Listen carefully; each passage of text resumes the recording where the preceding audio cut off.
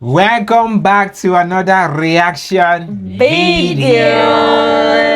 Ladies and gentlemen, today is Prince Edward's Island. Oh, Prince Edward. Yeah, I think it's the smallest province in Canada. Oh my God! After Nova Scotia.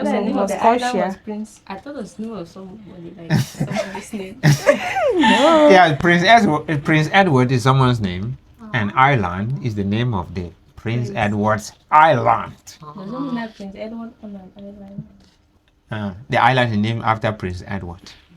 It makes sense though. Yeah, so if you're clicking on this channel for the first time, thank you. And if you care to know, my name is Onel. This is Tekla. Clocky. And the blue is Tercy, red is Telma. Yep.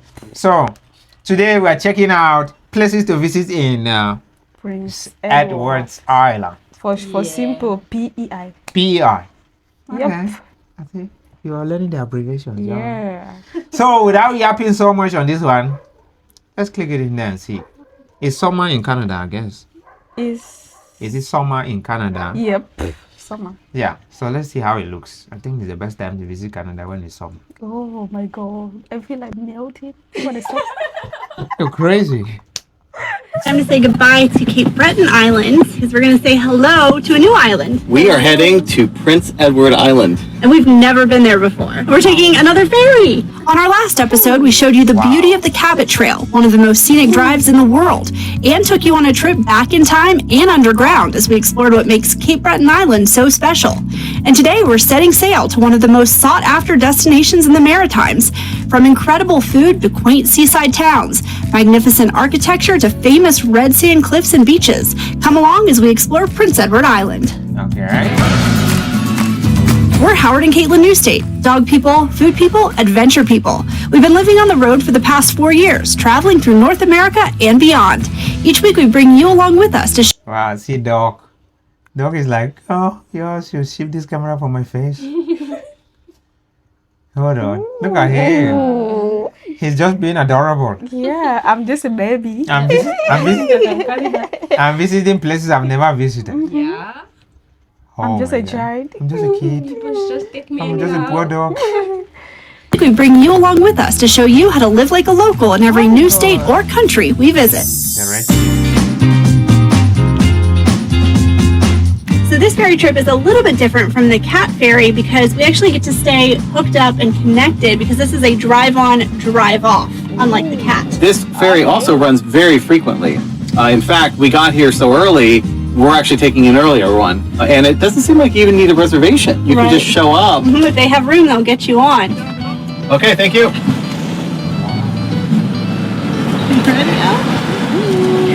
Super quick and easy process to load. Like, it just goes so fast. We weren't even out of the RV yet, and they blew the horn that we were taking off. Like, So they're driving the car onto this ship for the ship to cross the water with it.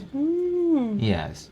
And then the ship looks like some sort of petrol station. a Yeah, it house. looks like this right now as we see is on the ship. My goodness. Yeah, so you just drive it on deck. The ship is literally called a ferry because you just ferry people across the water. Ooh. Yeah.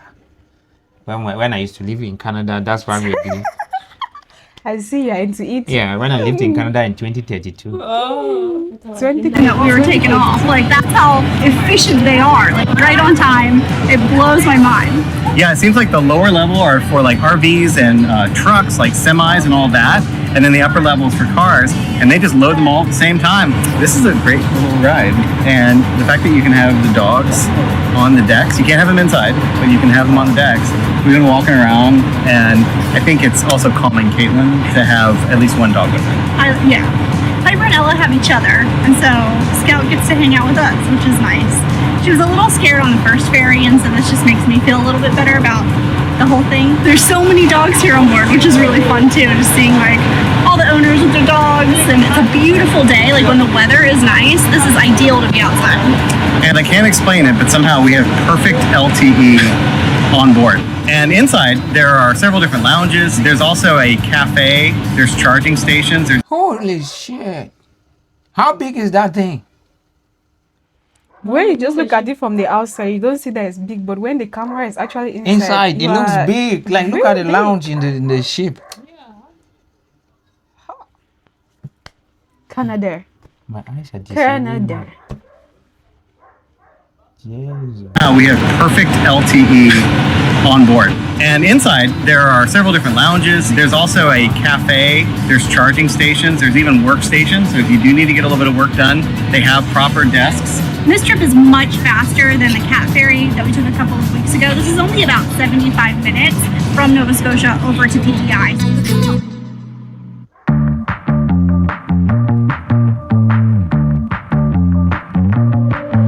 There's even a tractor trailer. Yeah. Wow. Yep. Okay, there you go. Well, we got to Prince Edward Island early. As we mentioned, we were able to hop on the earlier ferry. And so we got all set up at our Harvest Host for the night, which is a brewery right here in Montague. And so this is kind of like... It shows that this car they're driving is their own house. Their own house. Yeah, they're Their living in own the car. Yeah, in actually their house. The house inside Inside the car. Inside this car, right? Huh? Yeah, that's where they live, like literally like a house. Look at this. It's possible, right? It is possible. It's not just possible, it's a fact at this point. Because they said they want to hook it onto like the power, the grid, right? To have like electricity onto the car so they can use their stuff. What?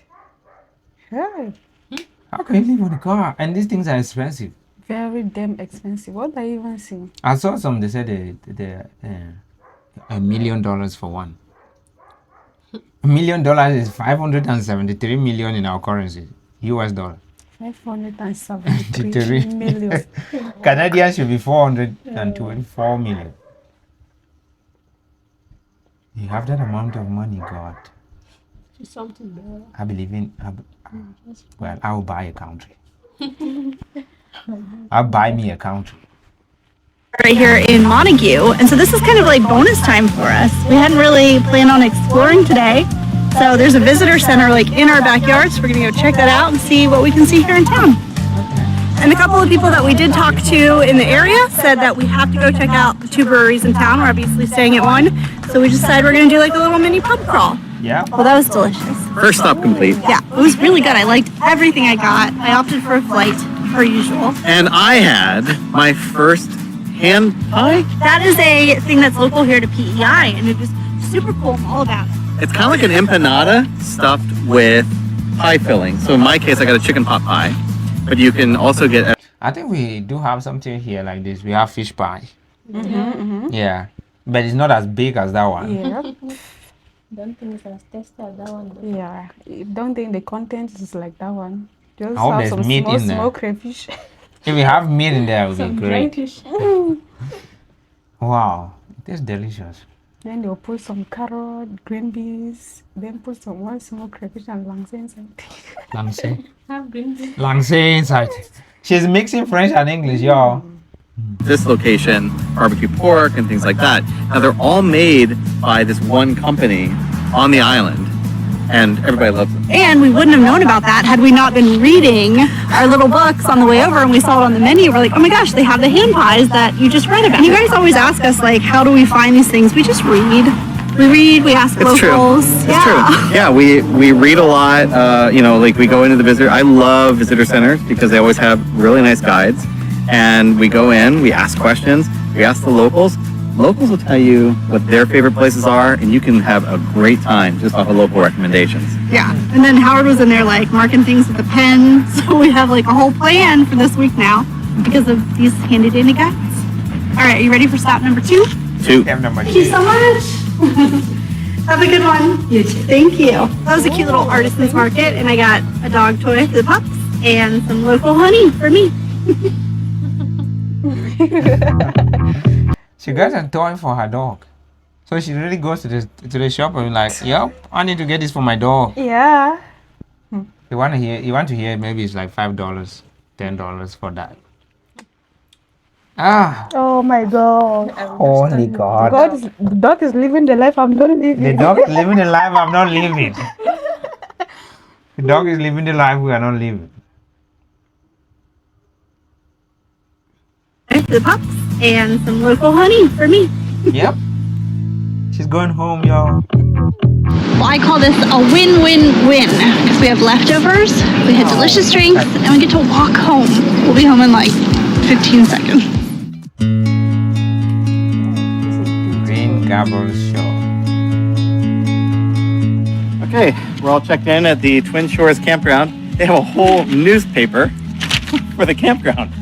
So this campground has tons of activities. It's a huge campground in a good way. There are many different sites to choose from. If you want to have a wooded site, you can have that. If you want one overlooking the bay or the ocean, or, there's just all these different options. As well as unique cabins. There's the rustic cabins, which I got to look inside one of them. It is so cool on the inside.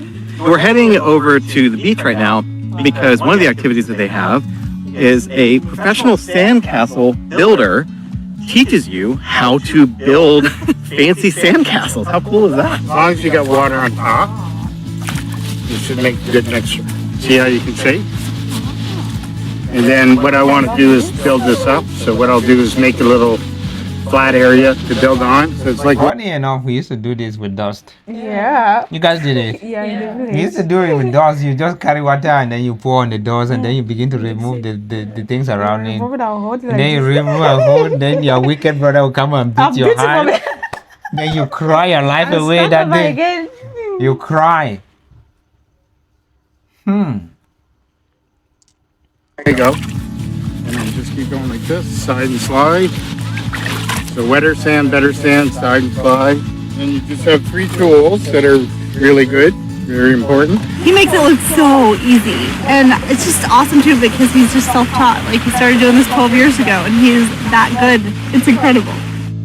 Okay, I've already started making my base here. Yeah. Let's see what you Kayla, got. that's a great base. That's so beautiful. Yes, keep going. You want me to help? No, I got it. How high do you? Really good, right? No, higher. What? Yeah. I have a question. Do you Canadians use this beach sand for construction, or you buy sand from somewhere to do your construction? Wow. The sun is just there. I'm I feel really like surprised. If we were Like, here in my country, people definitely sell it. and it's very expensive. Yeah, but according to our own standard, because that's probably like 700 Canadian for a whole Bag. truck For one bag, right? bag of sand. For a 700 Canadian dollars for a bag of sand. you mean 700? Yeah. My mind is like 7. No, 700 Canadian dollars for, because it's 290,000. Yes. Keep it going. Kaylin, we want a real nice castle. I'm making a tiny home. We live in a tiny home. It's gonna be a tiny castle. Water. Remember, splash it, don't dump it. Flat. All right, here we go. Ready? This kind of thing, as kids, we used to call it play. We call it play, where someone else is acting the big brother, the father, the mother, the auntie, the uncle, and then they send the youngest person to carry water to do the most work. Why? Like you as the top person, you are now the one engineering the whole structure as they bring water. Put water here, drop it this way, don't add. Then there's the auntie there that is on heels. Yes, with your mother's wig that she's doing from the house, and she's going to face the discipline council in the evening when everybody's back home. After everything. I like the way he carries the water. He's like enthusiastically getting back to camp. With so much joy. Yeah, so much joy. Just He like can. a child. Yeah. And you can see other people on the other side doing the their same own- thing. Remember, splash it, don't dump it. Yes. I like the instruction. Yes. Splash it, don't dump it. Like it sounds the same. When you want to bring something, I would literally used to go catch fish where my other brother will ask you not to call the mud that mud. You have to call it fufu. So in case the fish should not run away if you call it mud. Because if you call it mud, the fish will hear and know that you're trying to block the water and call them. So we call it fufu to hide our intention from the fish in the water. So as you are bringing, sometimes you will mistakenly call it mud, and he will turn around, look at you with the eyes, and then you correct yourself. You say, sorry, I mean fufu. I mean fufu. Why you see mud? Yes, see mud. You call it fufu. Yeah. And he gives you the instruction. As you bring it, please put it down with net. Don't do this, don't do that. And he's the sole person blocking the water himself with the mud. All right, here we go. Ready? Yeah. Oh, that's very aggressive. That's very good. Look at that. Just pour it on top, right? That's good. Good? Supposed to be like mud. Oh, it's getting there. Oh, yeah. I did it. That's it. We're done. Oh, I think I'm leaning. Yeah, you think? Now, that is not bad. I would say for our first job in the sand construction business, that's pretty good. So you guys want to see ours? Here's the big reveal. Wow. Good job. You want to That's Hotel Fontana. Go ahead. These are the steps, Yeah. and then this is our wall. Yeah. This is the house. Yeah. These are some guest suites. Totally. In there. Not bad. See the pyramid of Egypt we did. Yeah, we have some practice to do, but Great we learned job. some very important skills. Things that I didn't know about sand, like the wetter, the better, and how to shape it and everything. Very cool. Very cool. Wow. Okay. And Lighthouse. This is beautiful.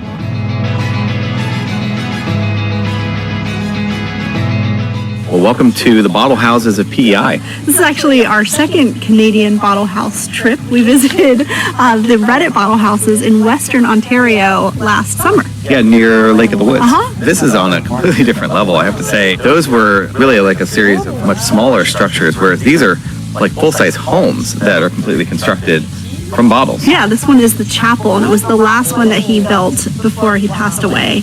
And there are, I think, over 8,000 bottles in this one. Unbelievable. Yeah. Wow. This is a big house. This is a six-gable house. It's built with 12,000 bottles. The famous bottle houses of PEI were constructed by Edward Arsenal. He dreamed up the idea in 1979 after receiving a postcard from his daughter that featured a glass bottle castle on Vancouver Island. That summer, he started collecting and cleaning the bottles, and the following spring, at the age of 66, he began building. And another year after that, the first bottle house was open to the public.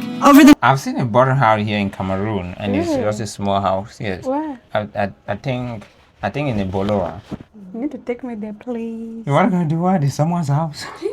We just show up in somebody's house. See, because it's something I really need to see. Like, wow. Yeah, I've seen a bottle house made from beer bottles. Wow, this one is really big. That was so creative. I think it could be really temperature regulating this kind of house. And the colors are nice inside. And building.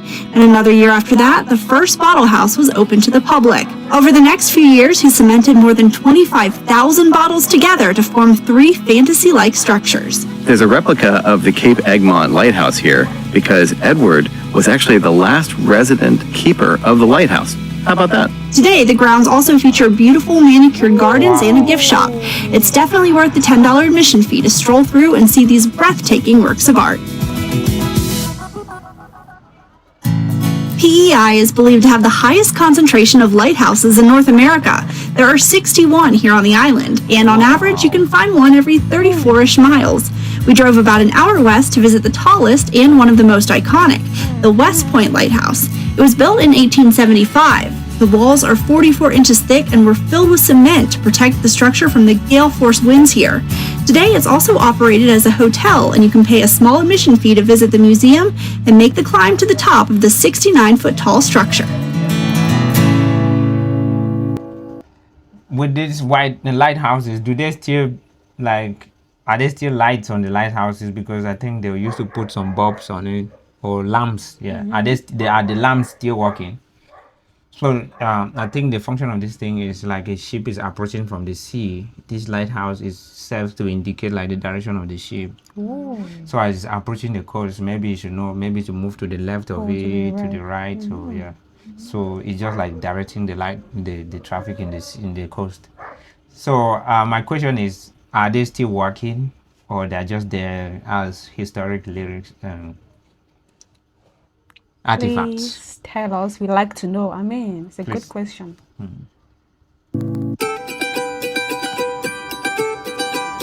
From Summerside has this really cute waterfront area called Spinnaker's Landing. There's shops and restaurants. We had a great meal at the deck house, which has a deck outside overlooking the water. It's a great place to grab a bite to eat. I had a delicious burger. Oh my gosh. They make homemade their sauces. So the tartar sauce is made in-house and it is delicious. The dressing on the salad was a homemade strawberry vinaigrette that was delicious. I somehow ended up getting all over myself because it was that good. So this is just a cute little area to come walk around, grab a bite, go do some shopping. Howard, what'd you get? Oh, you ready to see my souvenir? Yep. Canada, not Canada, eh? This is great. I'm gonna wear this all the time. Howard's new favorite shirt. Okay, well, you know me, and I am always seeking out the best sweets. Ice cream, cakes, donuts. We were recommended by many people multiple times to check out Holman's ice cream. Supposedly, they have over 100 different flavors that they rotate through, and everything is made with local ingredients, including local milk. Okay, nobody told us about the garden that's at the ice cream parlor. Yeah, it's huge and beautiful. Like, this is the whole experience, I feel like. Okay, it's really good ice cream. But look, it looks like spaghetti. See? It's got white chocolate sauce on it. Mm-hmm. And then also fresh made. Ice cream that looks like spaghetti. Yeah. I'm not a big fan of ice cream There's a though. sauce for the ice cream always. Yeah, It's that's the chocolate- ice cream. That's chocolate. the ice cream that they put in. The chocolate something. Wow. I'm not a big fan of ice cream, but I think I would definitely like that one. Of course, you just have to. I mean, this looks so like it. The problem with Canada, you definitely go and hear that's $20, that's $15. That's the problem. Imagine you removing 20K. $20. $20 to buy ice cream. Alright, imagine you remove 5K. Yeah, $20 should be like 8,000. That can feed me for 2 weeks. Let it be. That's too big. But well, if it's easy to make the money, then it's reasonable to spend it. Yeah. Strawberry sauce. And then a Ferrero Rocher on top. And I got a sampler, many different flavors. They have something too called the PEI bucket list, and you can get 1 scoop of every flavor that they have for $20. That definitely crossed my mind until Howard saw the spaghetti on the menu and was like, I'm getting that. It's so cool. Sorry, I'm a little busy right now. Yeah. Eating my spaghetti ice cream. I've never had so much vanilla ice cream spaghetti in my life. That was delicious. Every single flavor I had, vanilla included, was phenomenal. I was like panic ordering because I got so many different flavors, and one of mine had like these chunks of cake, different like flavored cakes in it, and it was so good. Such a beautiful environment too. The house itself is a very historic home, and you can walk around and there's seating all throughout the home, so you can enjoy your delicious ice cream. There was even a wedding here back in 2018. It was 2 members of a band were on tour and they eloped, and so there's a cartoon drawing depicting the wedding that happened where they like ordered their ice cream and then said, I do. Sounds like a pretty great wedding to me. So one of the things that PEI is famous for are the red cliffs and the red sand. And so we have found Wow. one of the Look at their flag. Flag of yeah. Flag of Prince Edward I Island. almost call it Nova Scotia. Wow. And so we have found one of those places. Yeah, this is a provincial park, and this entire coast area here is called the Red Sands Shore. And I think you will see why. Wow, the water is super shallow right now, so there's people like way out on these sandbars. Oh, this is beautiful. Wow. So you might be wondering if the water is freezing cold. And another really interesting thing about Prince Edward Island and this coast particular is that the water is really mild. It's not cold at all. Would you agree? Yeah, great. it was very comfortable. We can hurry between the clouds. Maybe we can actually see Victoria. Yeah, we just sit out in the car for about 30 minutes while this massive rainstorm passed. So there's a town in Prince Edward Island also called Victoria. Seriously? And we also did a video on Victoria in British Columbia. Yep. So please go check it out. If you're watching this video, go check out on our video on Victoria. Yeah. Yep. Wow. I think as we're going, this Thelma and Tessie are learning, and so by the end of this month, we're going to do another quiz. Sit down, Chris. Yeah, another quiz for everybody to answer. Yeah, that's what we do. In case you guys don't know, so you had better be learning. So by the end of the month, we're going to have a quiz, like 30 or 50 questions, since there are already 4 of us. Yeah, between 30 and 50 questions, and then we answer, and then we get graded until we eventually relocate to Canada. They will not stop doing We will that. not stop learning. And we sit out in the car for about 30 minutes while this massive rainstorm passed so that we could show you Victoria by the Sea. The quaint fishing village of Victoria played an important role in PEI's early development, thanks to its warm waters and tucked-away waterfront. It became the 3rd largest seaport on the island in the 1800s. Large shipments of produce like potatoes and eggs were exported on schooners. With the development of steamboats in the 1900s, it became more of a tourist destination, dropping off visitors looking to spend a few days on the coast. Today, you'll find a few shops, restaurants, boutique hotels, and an active wharf where you can see fishermen bringing in their catch of the day. Talk about being in the right place at the right time. We walked into the lighthouse, and the man with the key, who happened to be on the city council before, asked if he could take our photos and said, if you want to go inside, I can let you in. He gave us so much information about the lighthouse and the restoration process, which has been fascinating. This is when you would extinguish the light in the morning, and this is when you would light it in the evening. And as you can see, the time changes because the sun gets up earlier. All right. Go on up.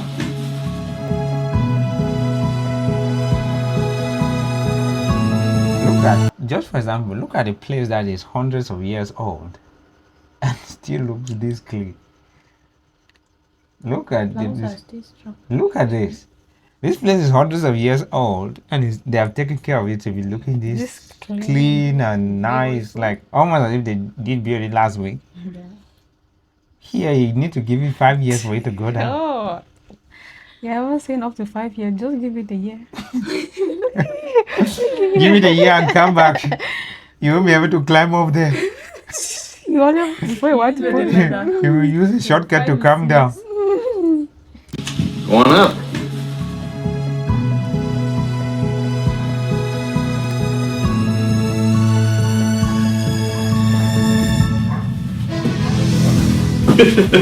Very cool. Our thanks to Ben, I like our former reaction council to it. member and current keymaster of the Lighthouse.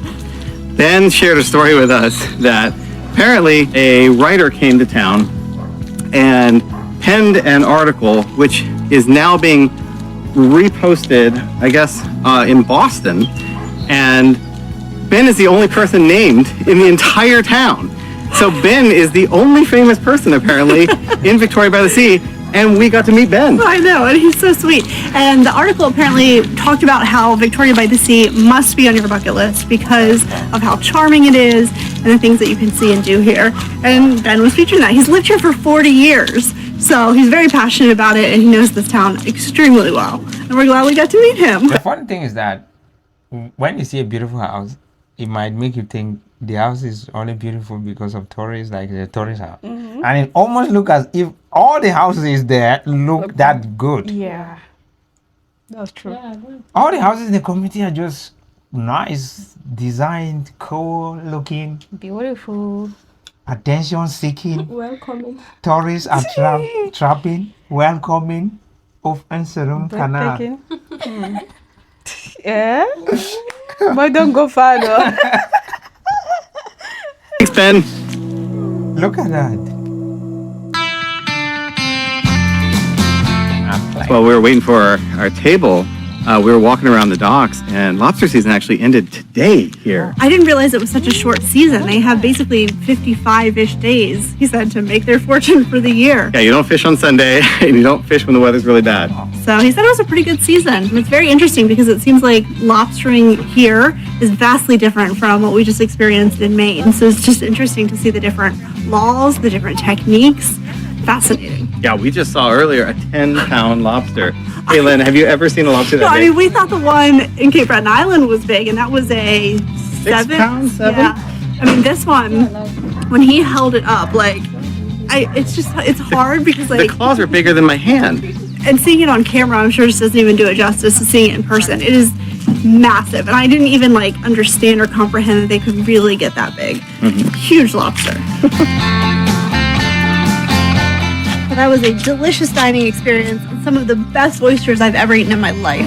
They're so beautiful. Absolutely incredible, and all of them came from just outside the door. Yeah, every day. Like, that's amazing. It's extremely fresh, so delicious. You have to get the mussels. I mean, famous.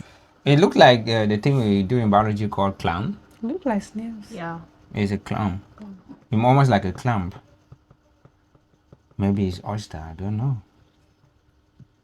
PEI mussels, oysters. Oh, the seafood chowder was good. It was Seafood, people. This island is known for seafood. This will not be the last seafood that we're going to have while we're here. I would give you the advice that if you can, try and make a reservation, because even this early in the season, they already had a wait. Yeah, and they were nice enough to squeeze us in. Thank you both so much for doing that. The staff here was incredible as well. We had just a wonderful experience. We would highly recommend the Malpeque Oyster Barn. Yeah. What an incredibly beautiful and meticulously thought out property. This is our 39th season. Peter Janssens is the owner. It all started with his pottery back in 1983 when he first opened.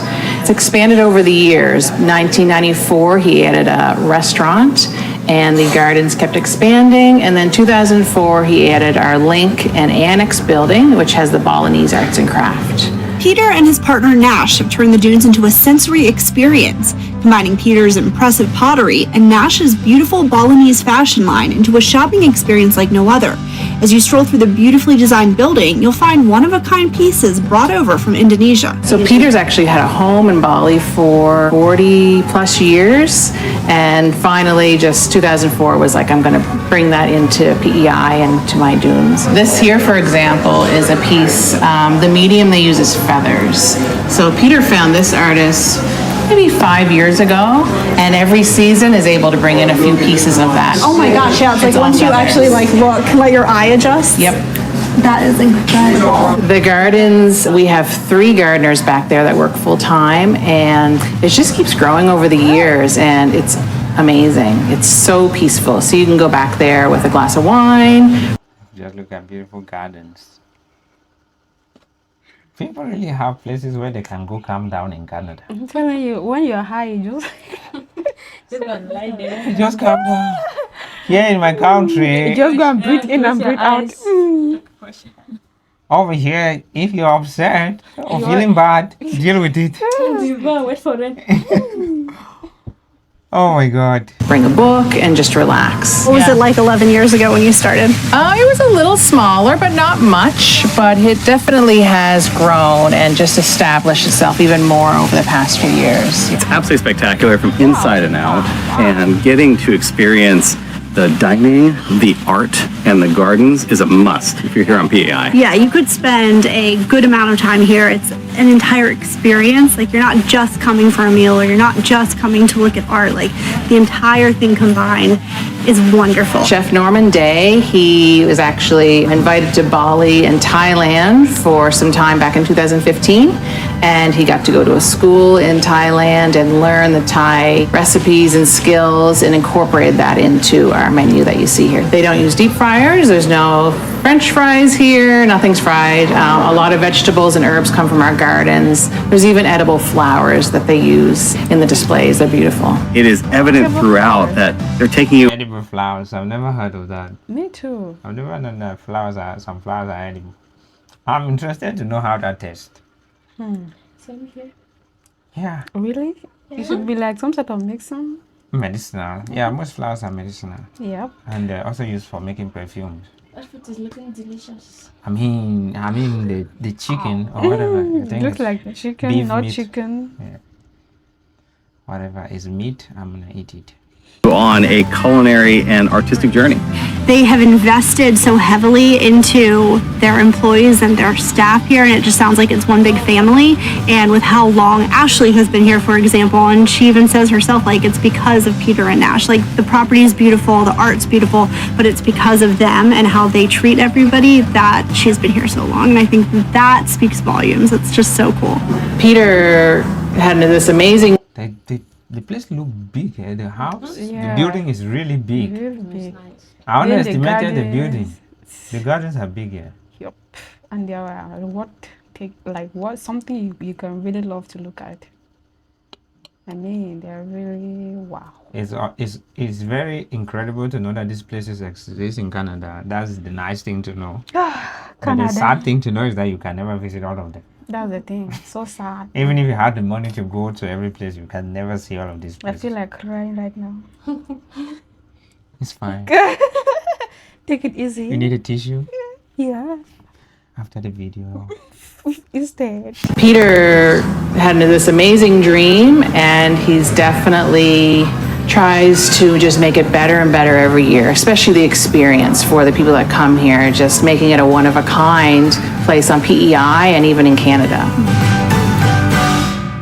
Our time on Prince Edward Island was limited, but we had to make a visit to the capital city of Charlottetown, where historical elements intertwine with modern touches to give the city a super fun vibe. A visit to the waterfront and a stroll down Victoria Row are a must. Founders Food Hall was a new state favorite with their eclectic mix of shops and restaurants. I got a little souvenir. It's just a really fun atmosphere. They were having live music. I think they do that every Friday. That at the beginning of the video they had dogs, right? Yeah. So where are the dogs gone to? Maybe it was for that Yeah, day was because it's not one day that they have been doing the tour, right? Yeah, maybe they keep the dogs in the hotel.